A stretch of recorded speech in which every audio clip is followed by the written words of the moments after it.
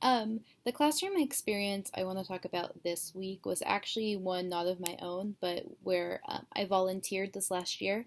I volunteered at a school called BASES. It stands for Butte Area. Let me get it up. Butte Area Social Emotional Solutions. It's out in Orville, and the school. The goal is to transition students at that school back into a general ed classroom or a least restrictive environment to be successful. A lot of the students at this school have emotional disturbances disorders or a lot of trauma, a lot of cognitive disabilities, some with autism, a lot with autism. And yeah, it was a very challenging school to volunteer at.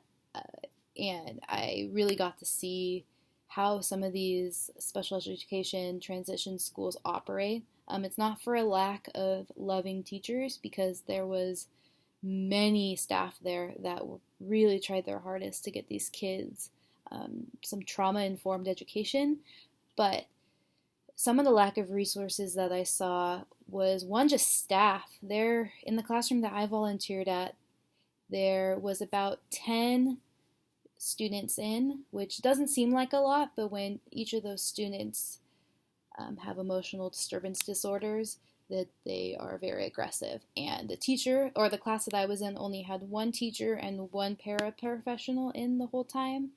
And a lot of the times when I volunteered, and every day when I wasn't there, fights would break out, physical fights that would trigger a lot of different students. I'm not laughing, it's really hard. Just was really intense.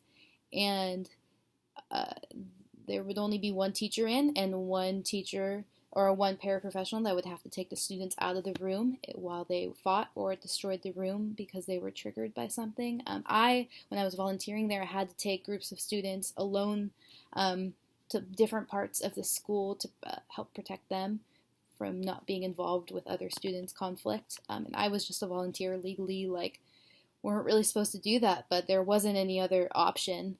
They gave me a walkie-talkie and said, just listen.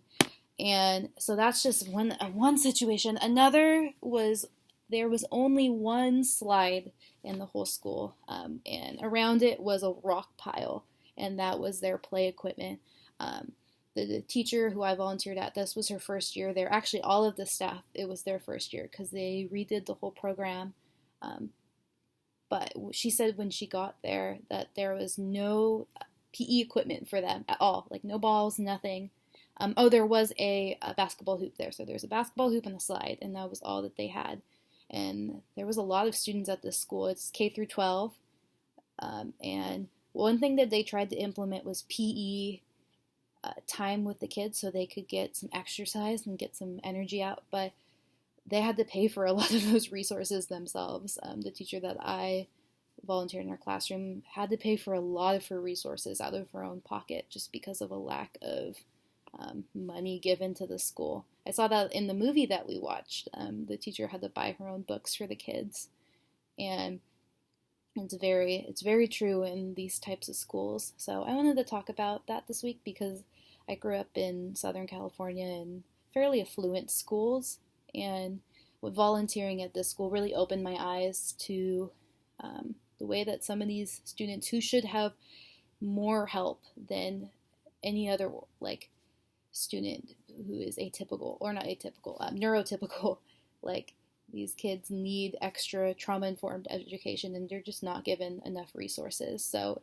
the teachers really want to help these kids and they try their hardest too, but what didn't work at the school was just a lot of lack of staffing resources and other resources to help them with trauma-informed education. So yeah, that's what I want to talk about this week. Bye guys.